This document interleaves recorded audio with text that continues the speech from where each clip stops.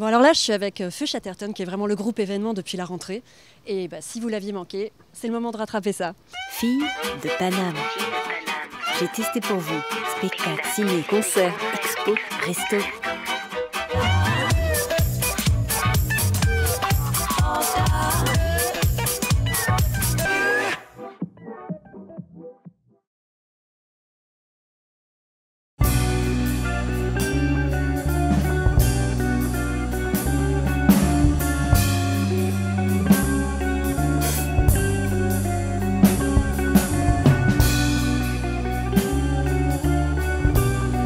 C'est le groupe qui réconcilie en tout cas avec le rock français. Il y a des influences comme Bachung, Gainsbourg, mais aussi un peu de jazz, de l'électro même sur une chanson.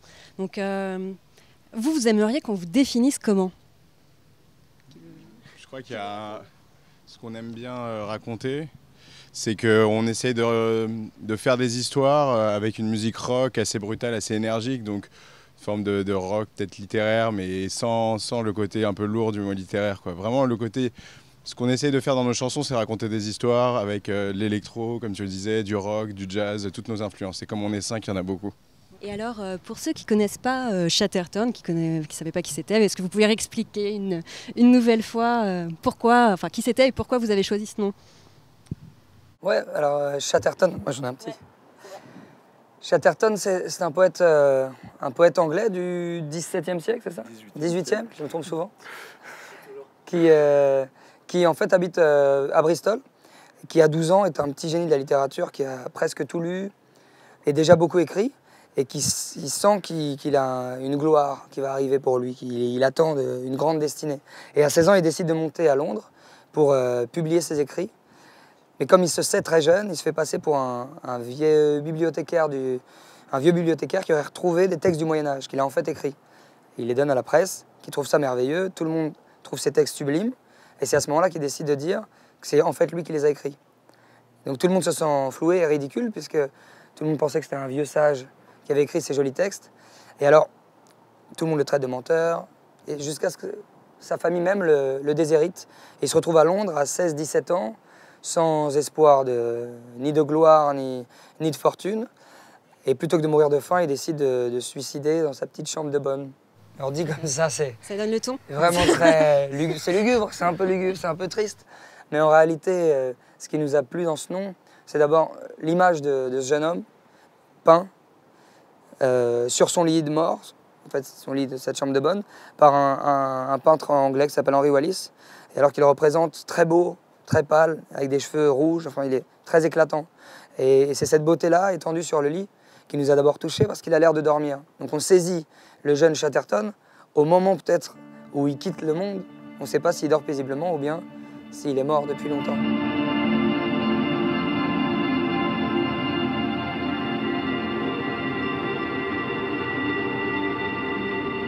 Mais il y a deux choses. Il y a l'expression un peu désuète, c'est pour dire feu, une personne qui est décédée. Donc comme Chatterton s'est suicidé, on l'a compris. C'est pour rigoler autour de ça. Mais il y a surtout le point d'exclamation en fait, qui est peut-être le truc le plus important dans le nom. C'est une forme de résurrection, de top départ. C'est un peu comme un coup de pistolet quoi. Et du coup, on a vraiment. Course. Ouais, c'est ça. Et puis on avait aussi un petit groupe avant qui s'appelait Chatterton, qui est mort et qui s'est reconstitué. Voilà. Toujours dans le symbolisme, quoi. Ouais, et puis un peu de dérision aussi sur cette histoire qui est à la fois touchante et en même temps qui est presque tellement lyrique et intense qu'il y a forcément un peu d'ironie dessus. Donc le point d'exclamation, ça nous permet d'en rire un peu. Jurer avec la naïveté du... Voilà. D'essayer de rire un peu de ça et de nous-mêmes. Voilà. C'est bien, mais moi c'est ce que j'ai ressenti en fait, parce qu'on dit souvent de vous, romantique, c'est le terme qui revient le plus souvent. Mais moi j'ai trouvé que c'était pas que ça, on entend mélancolique, on se dit bon ok ça va être déprimant, je vais écouter cet album, je vais être plombé. Or pas du tout, au contraire c'est rempli d'énergie, c'est une poésie qui a une certaine rage. Et donc voilà, en ce sens, en fait dans la vie vous êtes des gros déconneurs, c'est ça, pas du tout. Plutôt ouais, c'est-à-dire que en tout cas on met dans nos chansons beaucoup plus de second degré, d'ironie qu'on pourrait l'imaginer au premier abord. On aime bien jongler sur les deux pieds, quoi. Jamais tomber du côté où on penche. Alors si, au premier abord, certaines chansons ont l'air vraiment noires ou sombres ou très mélancoliques, c'est que derrière, il faut y chercher, ou pas forcément, il faut le voir comme ça, une forme d'ironie, du second degré. Il y en a dans presque toutes les chansons. Ouais, bien sûr. C'est plein d'humour, généralement, beaucoup plus qu'on pourrait le penser. En tout cas, cette noirceur, elle électrise assez, moi, je trouve.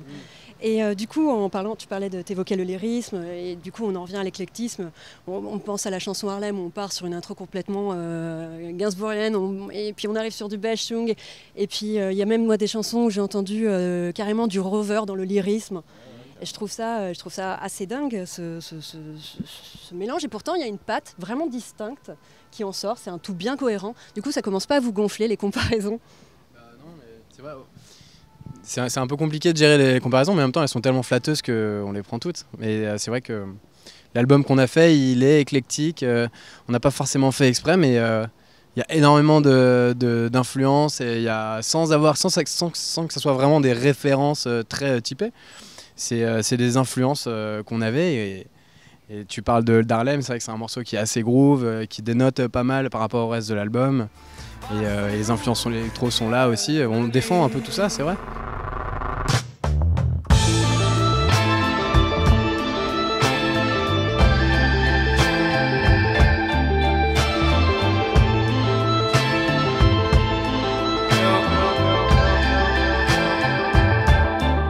Belle écoute, je trouve, entre le texte et la musique. Il y a un beau respect, ça se fait bien, on sent qu'il y a un beau mariage là. Et que du coup, la question que je me pose, c'est la création, c'est quoi? C'est d'abord la musique et après le texte, ou c'est d'abord l'écriture et après la musique arrive?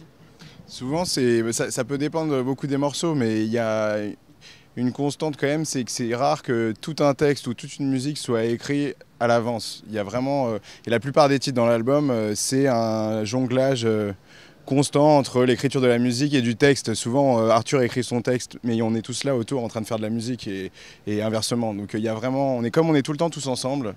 C'est difficile de trouver des moments vraiment où chacun va s'isoler et faire des morceaux seuls. La Malinche, par exemple, c'est vraiment une jam. Voilà, entre nous 5. J'avais quelques phrases et puis on commence à trouver une mélodie avec.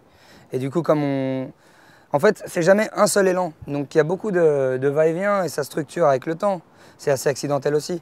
Donc par exemple, la Malinche, ça naît de cette jam, comme le dit Seb, et puis j'ai juste quelques phrases. Mais comme c'est en train de devenir une chanson, alors on a envie d'en faire quelque chose de plus long. Donc ça nécessite d'écrire d'autres phrases, de continuer l'histoire. Et l'histoire est prolongée par les mots qui demandent à ce que la musique varie aussi. Souvent, c'est comme ça. Alors soit on se met à allonger beaucoup, soit on se met à réduire. Et en faisant comme ça, à la fin, on essaye vraiment de préciser au maximum, de rendre tout plus clair et plus précis. Et c'est pour ça que c'est assez chouette que tu as ressenti, toi, ce respect entre ce partage, ce dialogue entre les mots et la musique, parce que c'est vraiment ce qu'on essaie de faire. On ne sait pas si on y arrive toujours, mais on essaye de faire qu'il y ait ces respirations où parfois c'est la musique seule qui va suggérer une idée, une rêverie, et d'autres fois c'est les mots qui viennent devant pour raconter l'histoire. On essaie toujours de raconter une histoire ensemble et on se passe le relais, quoi.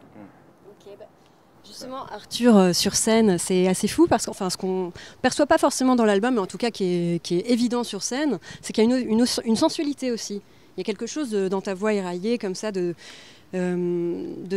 fébrile aussi, mais d'assumer totalement. C'est quoi? C'est naturel? C'est un personnage? C'est quoi? C'est un peu des deux? Ouais, je pense que la scène, c'est toujours un moment où on est un peu autre que soi-même. Parce que de toute façon, on est rarement fidèle à une identité. Quiconque est multiple. Et à ce moment-là de la scène, alors, on a la chance de pouvoir y être, nous, et de prendre cet endroit comme un moment assez sauvage, assez libre.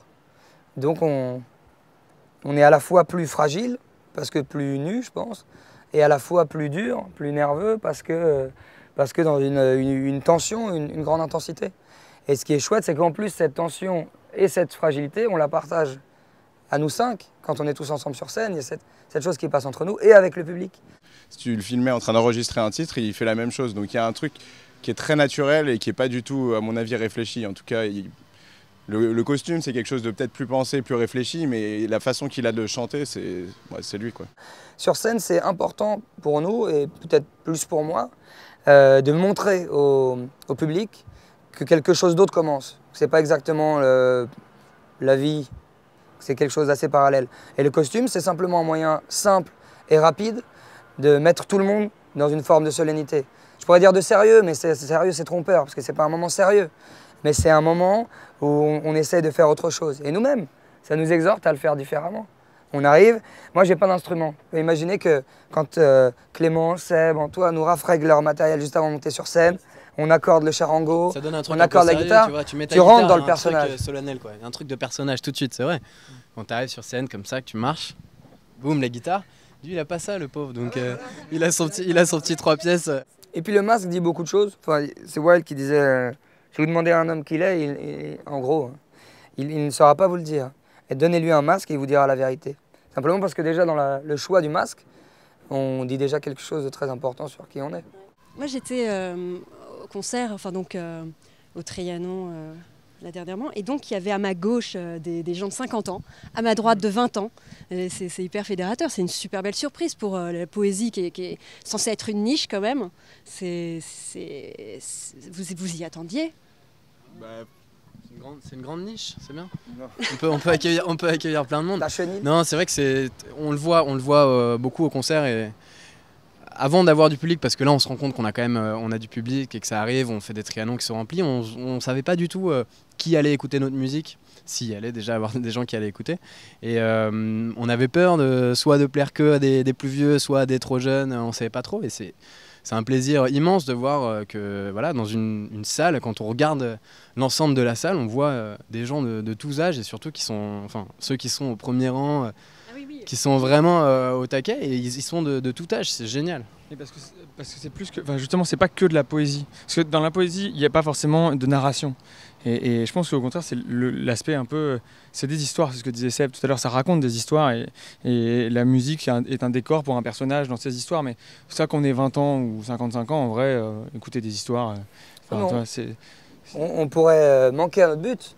Oui. C'est ça qui est chouette, c'est que nous, on veut raconter des histoires et quand on les raconte, c'est vrai qu'on imagine qu'elles puissent être universelles parce que nous, on les ressent. Et ce qui résonne de très intime en chacun, on imagine qu'il peut être partagé par tous.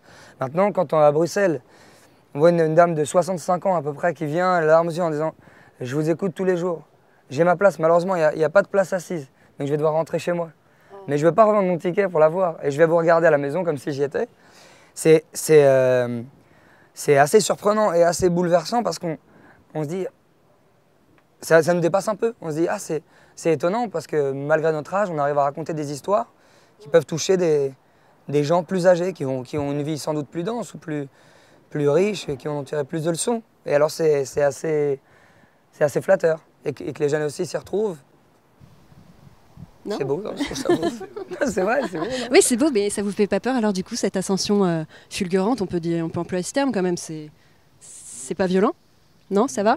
Non, c'est agréable, on est là sur les toits de Paris.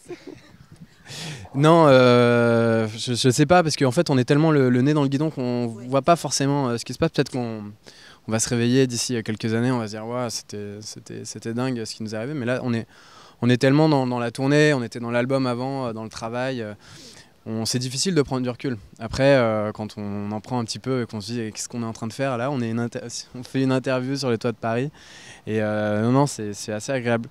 Je sais pas, je pense qu'on va se rendre compte, on va réaliser le truc d'ici quelques mois, voire quelques années. Ouais, et puis on n'a pas, pardon, excusez-moi, on n'a pas de plan machiavélique de conquête du monde. Donc en fait, cette ascension, si elle s'arrête, c'est pas effrayant puisque même si ça s'arrête, on sera content d'avoir vécu tout ça, quoi. Vous pensez que des groupes comme Fauve ont rouvert la porte au texte français, qu'il y a une nouvelle vague là, de rock français, qu'on va oser de nouveau, enfin que les groupes vont oser de nouveau chanter en français grâce à vous, qui allez vous-même inspirer beaucoup de monde, j'imagine? En fait, les gens, je pense, n'ont jamais arrêté de chanter en français et c'est pas parce que Fauve est arrivé et a eu du succès qu'ils ont recommencé à écrire en français. Tu vois, c'est un peu notre cas, on arrive médiatiquement, on arrive après Fauve, on fait notre tournée après eux, on sort notre disque après eux. C'est pas pour ça qu'on a été influencé directement par eux, c'est pas eux qui nous ont mis le pied à étrier pour chanter en français. On le faisait déjà avant, on fait de la musique ensemble depuis pas mal d'années, même des chansons parlées, avant même de connaître Fauve. Mais c'est vrai qu'il y a eu un tel engouement public que les médias sont arrivés derrière, ont couvert le truc.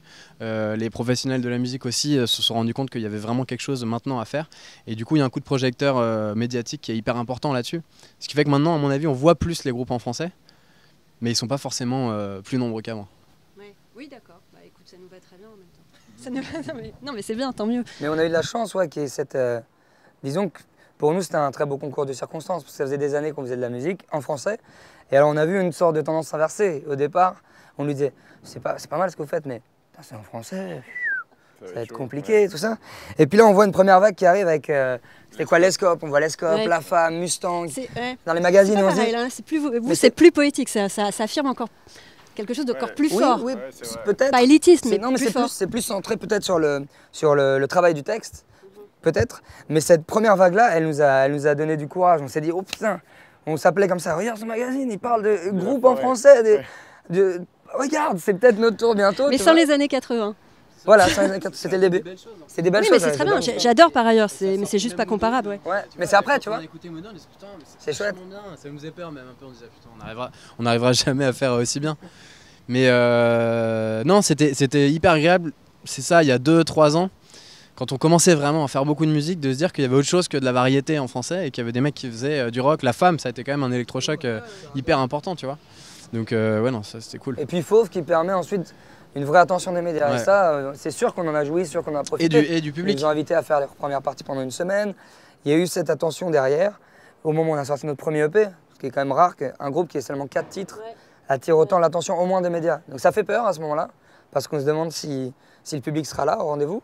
Mais on s'est retrouvés sur la route toute l'année dernière et puis on a rencontré les gens. Donc c'est ça qui est chouette aussi, quoi, de savoir qu'il n'y a pas une trop grosse bulle spéculative, qu'il n'y a pas trop d'écart entre ce que les gens disent et enfin, ce que les médias disent et ce que le public voit ou ressent. Et d'un point de vue technique, par exemple, on a découvert La Femme et tout de suite ça nous a plu.